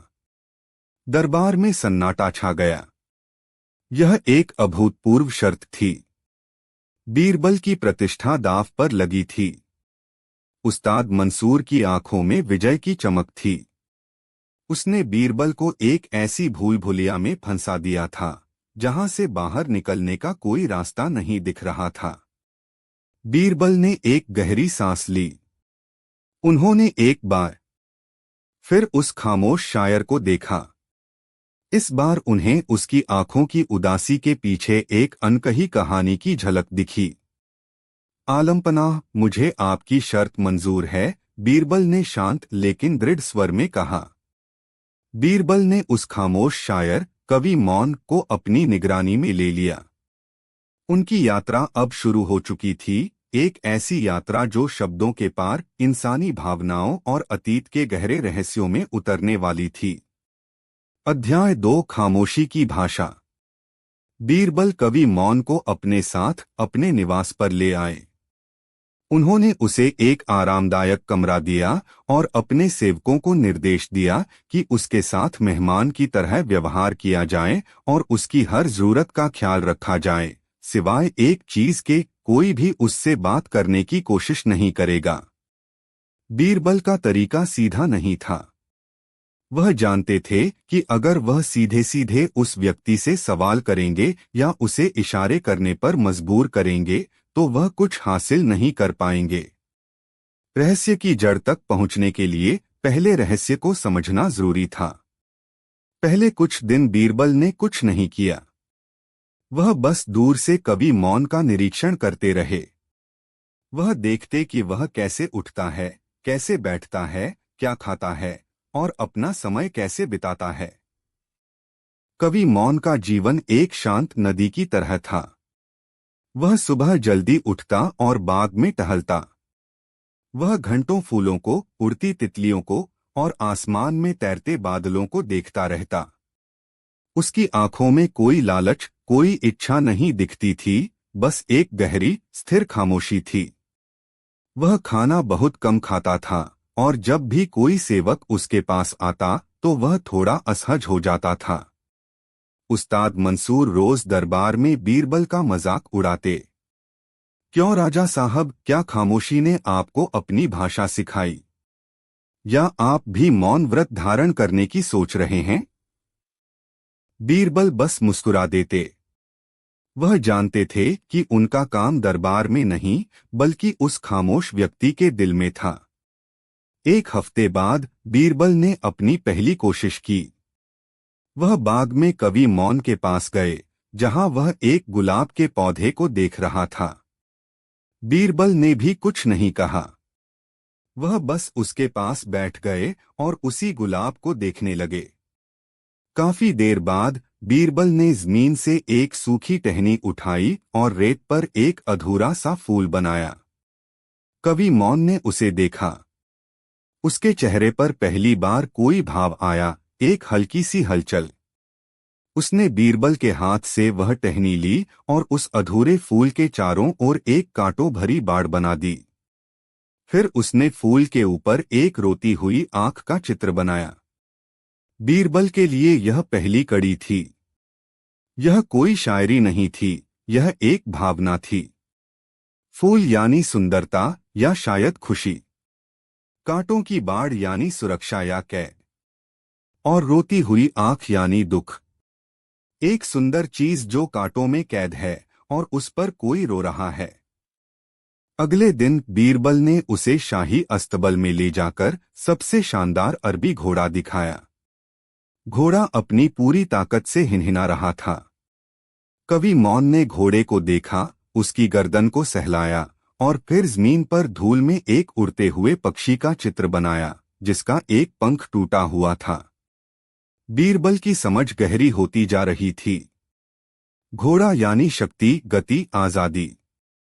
लेकिन कवि मौन ने उसे एक टूटे पंख वाले पक्षी के रूप में देखा, एक ऐसी शक्ति जो घायल है, एक ऐसी आजादी जो अधूरी है। बीरबल ने महसूस किया कि यह व्यक्ति अमूर्त विचारों में सोचता है। उसकी हर खामोश अभिव्यक्ति के पीछे एक गहरा दर्द, एक अधूरापन छिपा था। यह कोई ढोंग नहीं था, यह एक टूटी हुई आत्मा की भाषा थी। लेकिन यह साबित करने के लिए काफी नहीं था। दरबार को सबूत चाहिए थे, तर्क चाहिए थे। बीरबल को यह पता लगाना था कि इस खामोशी के पीछे की कहानी क्या है। यह दर्द कहां से आया? यह आत्मा कैसे टूटी? उन्होंने अपने जासूसों के नेटवर्क को काम पर लगा दिया। उन्होंने उन्हें कवि मौन के साथ आए दूत का पता लगाने और यह जानने का निर्देश दिया कि वे उसे कहां से और किन परिस्थितियों में लाए थे। बीरबल जानते थे कि इस खामोश शायर का अतीत ही उसकी शायरी की कुंजी है। जब तक वह अतीत का ताला नहीं खोलेंगे, तब तक खामोशी का यह रहस्य एक बंद किताब ही रहेगा। अध्याय 3, अतीत की धूल में दबे राज। बीरबल के जासूस कुशल थे। कुछ ही दिनों में वे उस दूत तक पहुंच गए जो कवि मौन को लेकर आया था। वह दूत मेवाड़ की सीमा के पास के एक छोटे से रजवाड़े का था। थोड़ी पूछताछ और कुछ सिक्कों की खनक के बाद दूत ने राज उगल दिया। उसने बताया कि कवि मौन को उसके राजा ने नहीं भेजा था। उसे यह काम दिल्ली के एक अमीर सौदागर हीराचंद ने सौंपा था। हीराचंद का उस्ताद मंसूर से गहरा ताल्लुक था। यह सुनते ही बीरबल के कान खड़े हो गए। उन्हें एक षड्यंत्र की बू आने लगी थी। जासूसों ने आगे बताया कि कवि मौन का असली नाम देवदत्त है और वह आगरा से 100 कोस दूर नर्मदा नदी के किनारे बसे एक छोटे से गांव अमोलगढ़ का रहने वाला है। बीरबल ने फौरन अमोलगढ़ जाने का फैसला किया। उन्होंने शहंशाह से कुछ दिनों की छुट्टी ली, यह कहकर कि वह अपनी जागीर का कुछ काम निपटाने जा रहे हैं। भेष बदलकर एक साधारण व्यापारी के रूप में बीरबल अपने कुछ वफादार लोगों के साथ अमोलगढ़ की ओर निकल पड़े। कई दिनों की यात्रा के बाद वे अमोलगढ़ पहुंचे। यह एक शांत, लगभग गुमनाम सा गांव था। बीरबल ने एक सराय में डेरा डाला और गांव के लोगों से घुलने मिलने लगे। उन्होंने खुद को एक कवि और कहानियों का शौकीन बताया, जो पुरानी कथाओं की तलाश में घूम रहा है। जब उन्होंने देवदत्त का नाम लिया तो गांव के बड़े बुजुर्गों के चेहरे पर एक अजीब सी उदासी छा गई। एक बूढ़े मुखिया, जिनका नाम हरदयाल था, ने एक गहरी आह भरी। बेटा, तुमने एक ऐसे जख्म को छेड़ दिया है जो सालों बाद भी हरा है। हरदयाल ने बीरबल को देवदत्त की कहानी सुनाई, और जैसे जैसे कहानी आगे बढ़ी, बीरबल के सामने खामोश शायर का पूरा रहस्य खुलता गया। देवदत्त कोई साधारण युवक नहीं था। वह अमोलगढ़ का गौरव था। उसकी आवाज में सरस्वती का वास था और उसकी कलम में जादू। वह एक असाधारण कवि था। उसकी कविताएं सिर्फ शब्द नहीं थीं, वे जीवन का उत्सव थीं। वह प्रेम पर लिखता तो हवा में खुशबू घुल जाती। वह प्रकृति पर लिखता तो नदी की लहरें संगीत बन जातीं। उसकी मंगेतर लीला उसकी सबसे बड़ी प्रेरणा थी। दोनों का प्रेम पूरे गांव में एक मिसाल था। लेकिन देवदत्त की प्रतिभा ही उसकी दुश्मन बन गई। पास के एक बड़े कस्बे का जमींदार का बेटा विक्रम सिंह भी कविता लिखता था। लेकिन उसकी कविता में कला नहीं, सिर्फ अहंकार था। वह देवदत्त की लोकप्रियता से जलता था। उसने कई बार देवदत्त को अपमानित करने की कोशिश की, लेकिन हर बार देवदत्त अपनी प्रतिभा से उसे निरुत्तर कर देता। विक्रम सिंह की ईर्ष्या नफरत में बदल गई। उसने एक भयानक योजना बनाई। जिस दिन देवदत्त और लीला का विवाह होने वाला था, उस रात विक्रम सिंह ने अपने कुछ गुंडों के साथ देवदत्त के घर पर हमला कर दिया। उन्होंने पूरे घर को आग लगा दी। उस हादसे में देवदत्त के माता पिता और उसकी मंगेतर लीला तीनों मारे गए। देवदत्त खुद बुरी तरह जल गया था, लेकिन गांव वालों ने उसे बचा लिया। जब देवदत्त होश में आया तो उसका सब कुछ लुट चुका था। उसका परिवार, उसका प्यार, उसका घर, सब कुछ राख के ढेर में बदल गया था।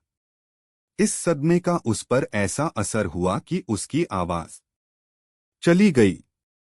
वह चिल्लाना चाहता था, रोना चाहता था, लेकिन उसके हलक से एक शब्द भी नहीं निकला। उसने उस दिन के बाद से कभी एक लफ्ज नहीं बोला। उसकी कलम, जो कभी प्रेम गीत लिखती थी, अब खामोश हो गई थी। विक्रम सिंह ने अपने प्रभाव का इस्तेमाल करके इसे एक दुर्घटना का रूप दे दिया और वह साफ बच निकला। कुछ समय बाद वह दिल्ली चला गया और वहां एक बड़ा दरबारी बन गया। बीरबल ने पूछा, क्या यह विक्रम सिंह वही है जो आजकल दिल्ली दरबार के मुख्य शायर उस्ताद मंसूर का करीबी दोस्त है? हरदयाल ने पुष्टि की। हाँ बेटा, वही है।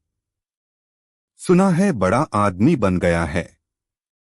यहाँ का ज़ख्म देकर वहां महफिलें सजा रहा है। अब बीरबल के सामने पूरी तस्वीर साफ थी। यह एक गहरी साजिश थी। विक्रम सिंह और उस्ताद मंसूर ने मिलकर यह योजना बनाई थी। वे देवदत्त की त्रासदी का इस्तेमाल बीरबल को अपमानित करने और शहंशाह का मनोरंजन करने के लिए कर रहे थे। वे एक जीवित व्यक्ति के दर्द का तमाशा बना रहे थे। बीरबल का हृदय करुणा और क्रोध से भर गया। यह मामला अब सिर्फ उनकी प्रतिष्ठा का नहीं था, यह न्याय का था। उन्हें न सिर्फ देवदत्त की खामोशी को आवाज देनी थी, बल्कि उन गुनहगारों को भी बेनकाब करना था जो अपनी सियासत के लिए इंसानियत को रौंद रहे थे। वह जानते थे कि देवदत्त को वापस उसकी दुनिया में लाने के लिए सिर्फ उसके अतीत को जानना काफी नहीं है, उसे उस अतीत से उबरने में मदद करनी होगी। बीरबल ने अमोलगढ़ से कुछ चीजें अपने साथ लीं, वहां की मिट्टी, नर्मदा नदी का पानी और उस जले हुए घर की राख से उगा एक जंगली फूल। ये चीजें सिर्फ वस्तुएं नहीं थीं, ये देवदत्त की भूली बिसरी यादें थीं, उसकी खोई हुई पहचान थीं। अध्याय 4, संवेदना का स्पर्श। बीरबल आगरा वापस लौट आए। अब उनके पास सिर्फ एक हफ्ता बचा था। उन्होंने अपना तरीका पूरी तरह बदल दिया। अब वह देवदत्त की खामोशी को समझने या व्याख्या करने की कोशिश नहीं कर रहे थे। अब वह उसकी खामोशी को महसूस करने की कोशिश कर रहे थे। एक शाम जब देवदत्त अपने कमरे में गुमसुम बैठा था, बीरबल अंदर गए। उन्होंने कुछ नहीं कहा। उन्होंने बस अमोलगढ़ से लाई मिट्टी की छोटी सी पोटली उसके सामने रख दी। देवदत्त ने मिट्टी को देखा। उसने उसे उठाया, अपनी उंगलियों के बीच मसला और फिर उसे सूंघा। अचानक उसकी शांत आंखों में एक तूफान सा उठा। सालों से पत्थर बना चेहरा भावनाओं से कांपने लगा। उसकी आंखों से आंसुओं की धारा बह निकली। वह उस मिट्टी को अपनी छाती से लगाकर ऐसे रोया जैसे कोई बच्चा अपनी मां से मिलकर रोता है। बीरबल चुपचाप बैठे रहे। उन्होंने उसे सांत्वना देने की कोशिश नहीं की। वह जानते थे कि ये आंसू जरूरी हैं। यह सालों से जमा हुआ दर्द था जो बाहर निकल रहा था। अगले दिन बीरबल ने नर्मदा का पानी एक कटोरे में उसके सामने रखा। देवदत्त ने पानी में अपना चेहरा देखा। शायद उसे अपनी मंगेतर लीला का चेहरा याद आया, जिसके साथ वह नदी किनारे घंटों बिताता था। वह उस पानी को देखता रहा और उसकी आंखों में दर्द की जगह एक कोमल सी याद की चमक दिखाई दी। और फिर बीरबल ने वह जंगली फूल उसके सामने रखा जो उसके जले हुए घर की राख पर उगा था।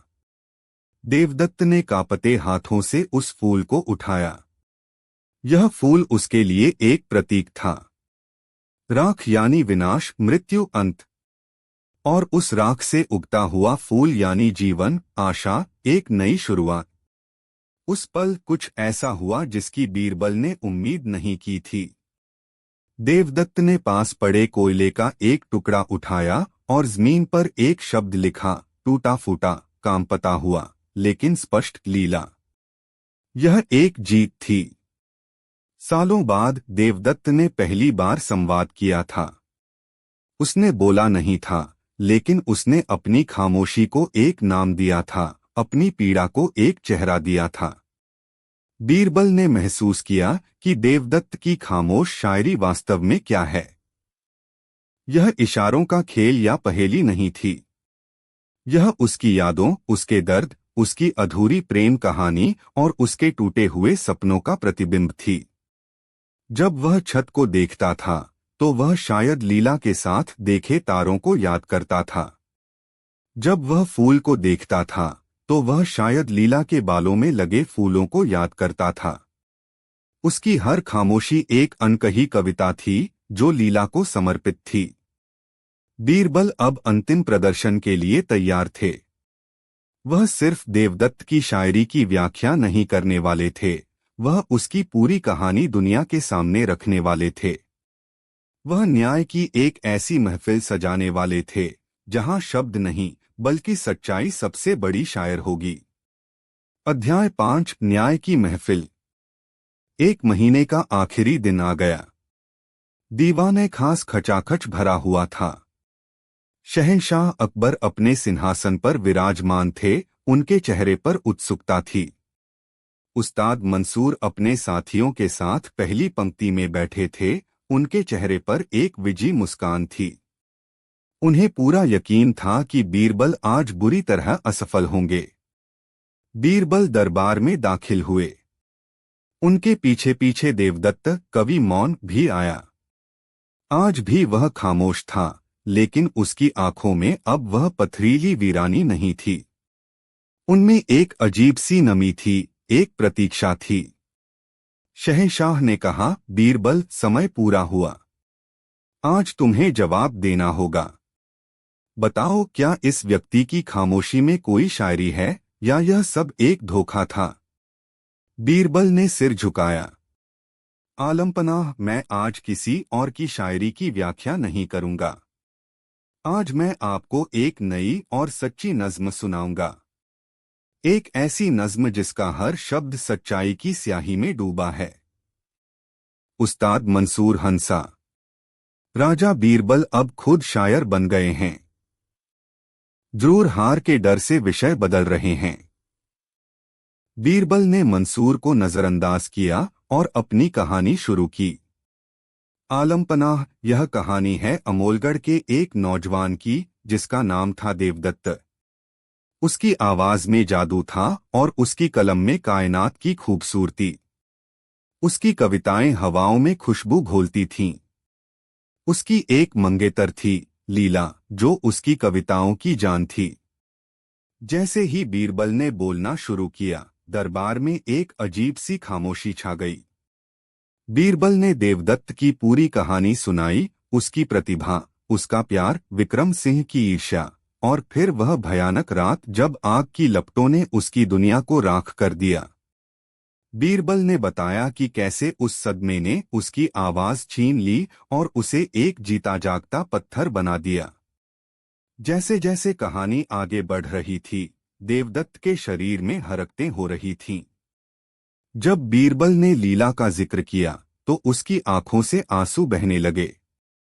जब आग की घटना का वर्णन हुआ, तो वह कांपने लगा और उसने अपने कानों पर हाथ रख लिए।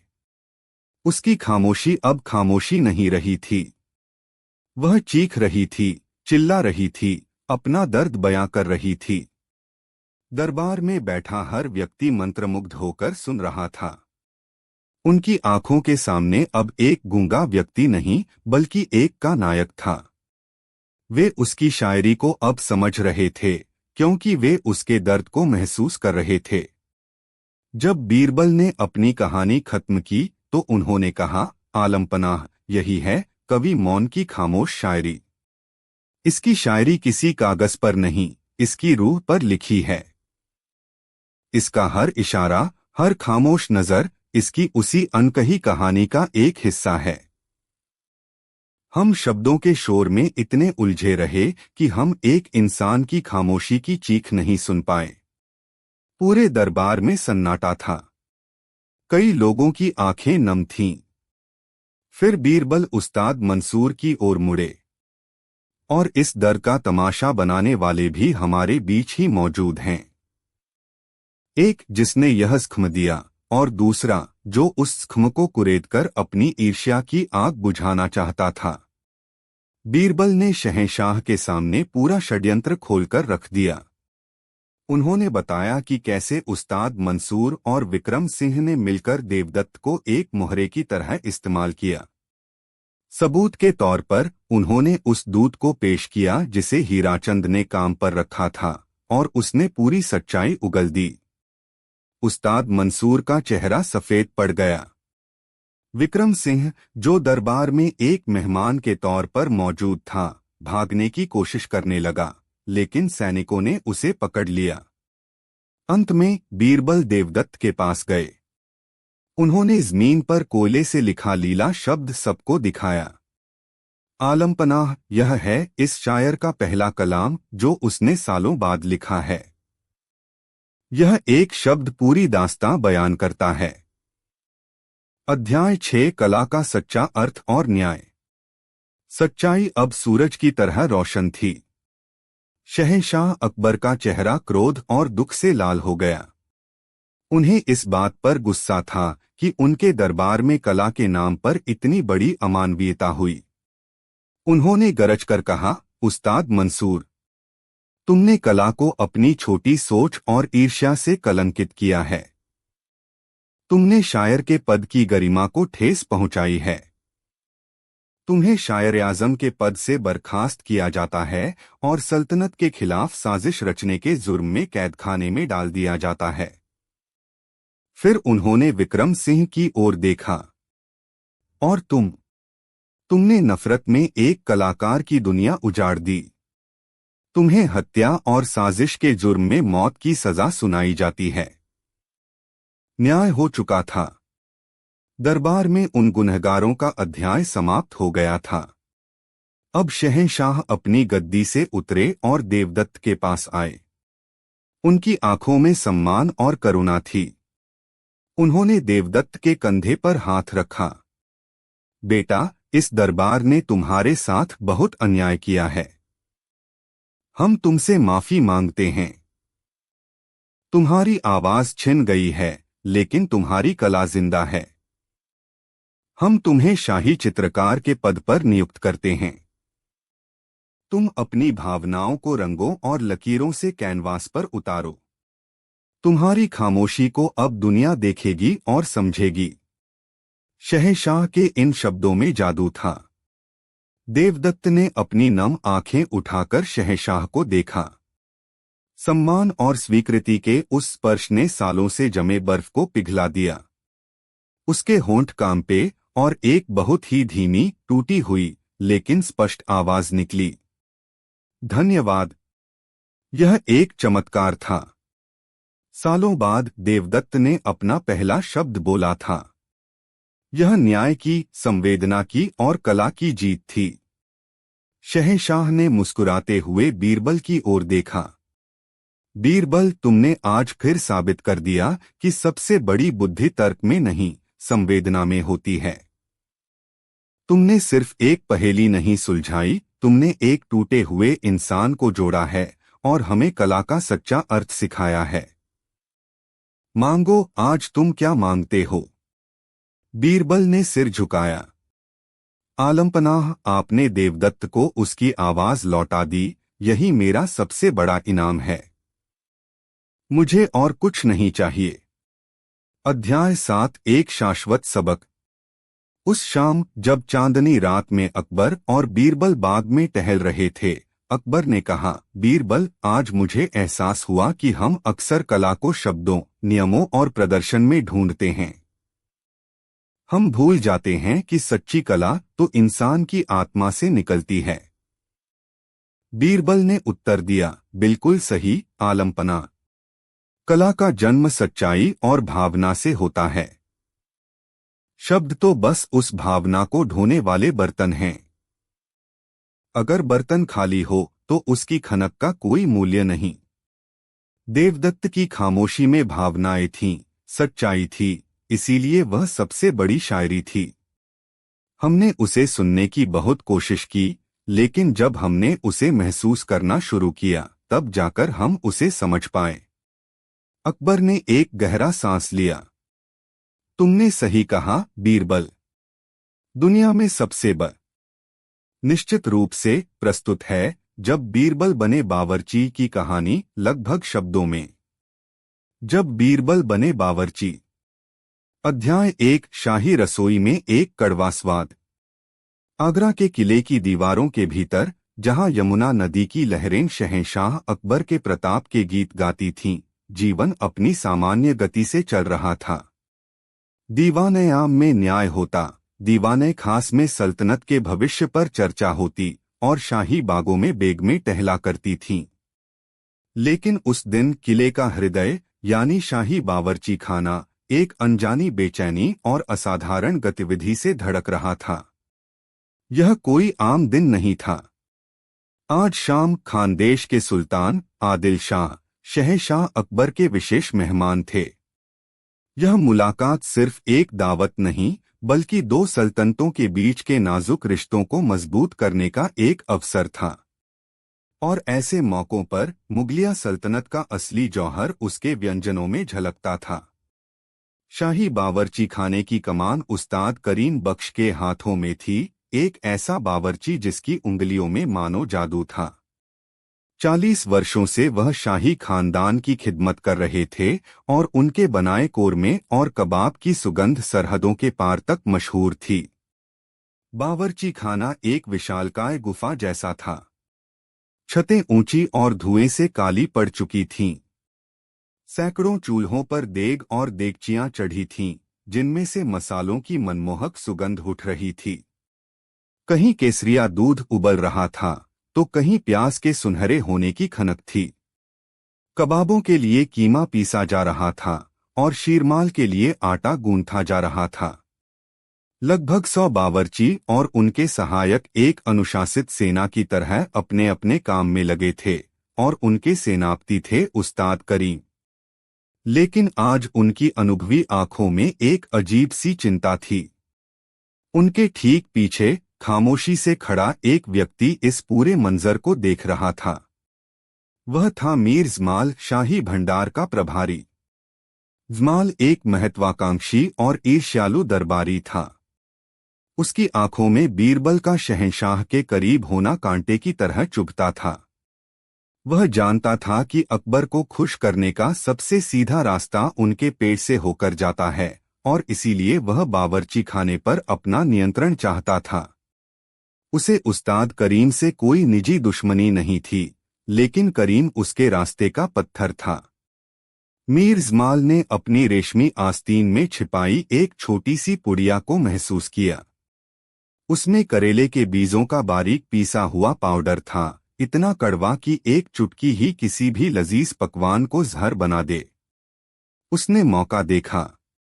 उस्ताद करीम को एक सहायक ने किसी दूसरे पकवान के लिए बुलाया। उनका ध्यान बंटा और उनकी पीठ जमाल की तरफ हुई। पलक झपकते ही जमाल आगे बढ़ा और खानदेश के सुल्तान के लिए बन रहे विशेष शाही नूरानी कोरमा की देगची में वह कड़वा पाउडर मिला दिया। उसने चम्मच से उसे हल्के से मिलाया और वापस अपनी जगह पर ऐसे खड़ा हो गया जैसे कुछ हुआ ही न हो। उसकी आंखों में एक दुष्ट चमक थी। शाम ढली। दीवाने खास को फूलों और इत्र से महका दिया गया था।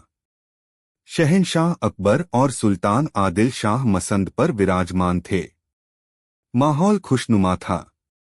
शिष्टाचार की बातें हुईं, तोहफों का आदान प्रदान हुआ। फिर वह क्षण आया जिसका सबको इंतजार था। शाही दस्तरखान बिछाया गया। चांदी के बर्तनों में एक से बढ़कर एक पकवान परोसे गए। मुर्ग मुसल्लम, नरगिसी कोफ्ते, मोतियों वाला पुलाव और बीचों बीच सोने के वर्क से सजा शाही नूरानी कोरमा। उसकी सुगंध से ही मुंह में पानी आ रहा था। शहंशाह अकबर ने मुस्कुराते हुए कहा, सुल्तान, यह हमारा सबसे खास पकवान है। हमारे उस्ताद करीम के हाथों का कमाल। इसे चखकर अपनी राय दें। सुल्तान आदिल शाह ने बड़ी उम्मीद से एक निवाला तोड़ा, उसे अपने मुंह में रखा और अगले ही पल उनका चेहरा बिगड़ गया। उन्होंने फौरन निवाले को चांदी के पीकदान में थूक दिया। उनका चेहरा तमतमा उठा था। शहंशाह अकबर, यह कैसा मजाक है? क्या यह आपकी मेहमानवाजी है? इस पकवान में तो जहर जैसी कड़वाहट है। पूरे दीवाने खास में सन्नाटा छा गया। शहंशाह अकबर का चेहरा शर्म और गुस्से से लाल हो गया। उन्होंने फौरन खुद एक निवाला चखा।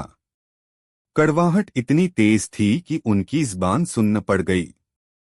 उनका राजसी गौरव बुरी तरह आहत हुआ था। उन्होंने गरजकर कहा, कौन है इसका जिम्मेदार? फौरन उस बावर्ची को पेश किया जाए। कांपते हुए उस्ताद करीम को दरबार में लाया गया। वह बूढ़ा आदमी, जिसने अपनी पूरी जिंदगी सल्तनत की सेवा में लगा दी थी, आज एक अपराधी की तरह सिर झुकाए खड़ा था। करीम, तेरी यह जुर्रत! तूने हमारी नाक कटवा दी। हमारे मेहमान के सामने हमें ज़लील कर दिया। अकबर की आवाज में बिजली की कड़क थी। हुजूर, मालिक, मैंने खुद चखा था। तब तो सब ठीक था। अल्लाह जानता है यह कैसे हुआ। करीम की आवाज में सिसकियां थीं। लेकिन अकबर का गुस्सा सातवें आसमान पर था। उन्होंने कुछ नहीं सुना। ले जाओ इसे हमारी नजरों से दूर। आज से शाही बावर्ची खाने में इसकी कोई जगह नहीं।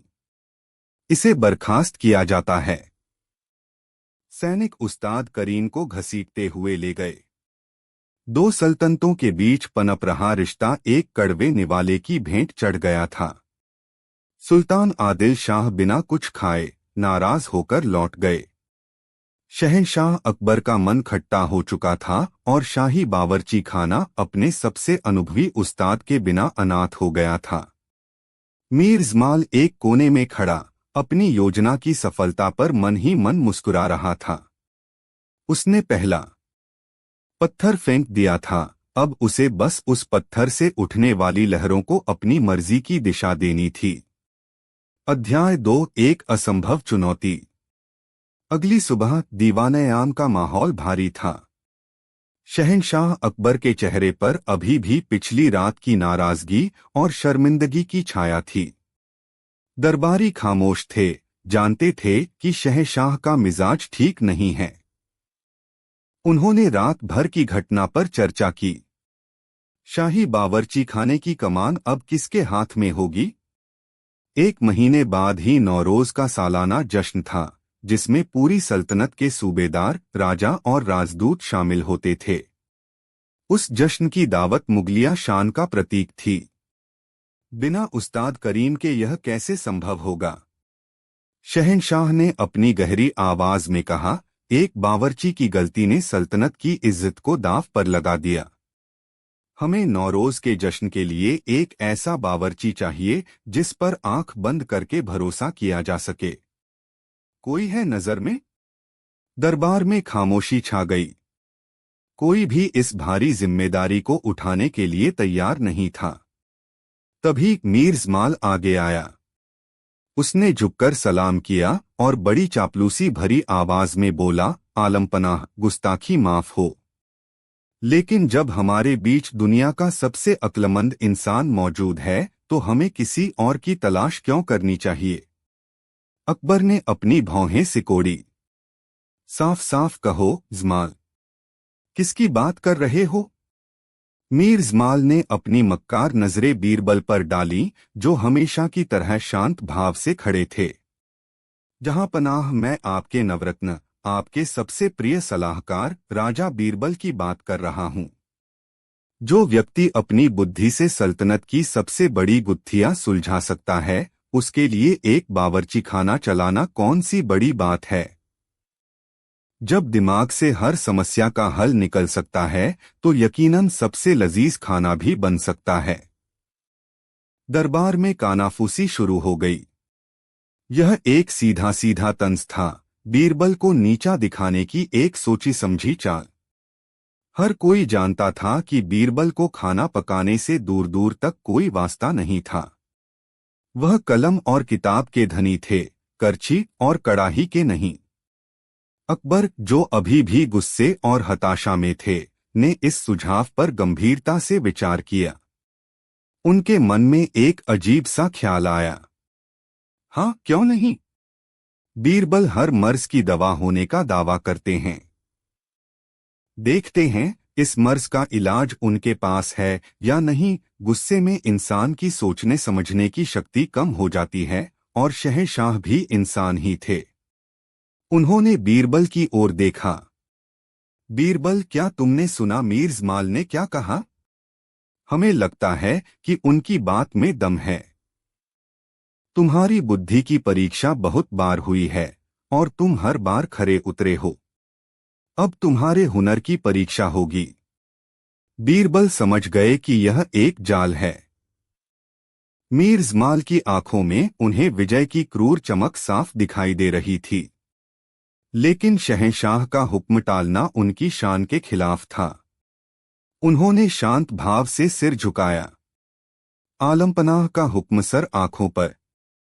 लेकिन मैं तो एक अदना सा सेवक हूं, जिसे जीरा और धनिया में फर्क नहीं पता। मैं भला शाही बावर्ची खाने जैसी बड़ी जिम्मेदारी कैसे संभाल सकता हूं? अकबर ने दृढ़ता से कहा, यह हम नहीं जानते बीरबल। यह तुम्हें साबित करना होगा। आज से शाही बावर्ची खाने की पूरी जिम्मेदारी तुम्हारी है। तुम नए शाही बावर्ची हो। 1 महीने बाद नौरोज का जश्न है। उस दिन दस्तरखान पर ऐसा खाना सजना चाहिए कि लोग उंगलियां चाटते रह जाएं। अगर तुम इस इम्तिहान में पास हुए तो तुम्हारा रुतबा और बढ़ेगा। लेकिन अकबर एक पल के लिए रुके, उनकी आवाज कठोर हो गई। अगर तुम नाकाम हुए तो तुम्हें अपने मुख्य सलाहकार के पद से इस्तीफा देना होगा। पूरा दरबार सन्न रह गया। यह सिर्फ एक चुनौती नहीं थी, यह बीरबल के पूरे करियर, उनकी इज्जत और उनके भविष्य का सवाल था। मीर जमाल की बाछें खिल गईं। उसने बीरबल को एक ऐसे कुएं में धकेल दिया था जहां से निकलना नामुमकिन था। बीरबल ने एक गहरी सांस ली। उनकी आंखों में चुनौती स्वीकार करने की चमक थी। उन्होंने उसी शांत और विनम्र अंदाज में कहा, शहंशाह का हुक्म पत्थर की लकीर है। मैं यह चुनौती स्वीकार करता हूँ। उनकी आवाज में आत्मविश्वास था, लेकिन उनके मन में विचारों का तूफान चल रहा था। उन्होंने अपनी जिंदगी में बड़ी बड़ी लड़ाइयाँ लड़ी थीं, लेकिन यह लड़ाई सबसे अजीब थी। यह तलवारों या दलीलों की नहीं, बल्कि देगचियों और मसालों की लड़ाई थी। और इस लड़ाई में उनका सबसे बड़ा दुश्मन कोई सेनापति नहीं, बल्कि उनकी खुद की अज्ञानता थी।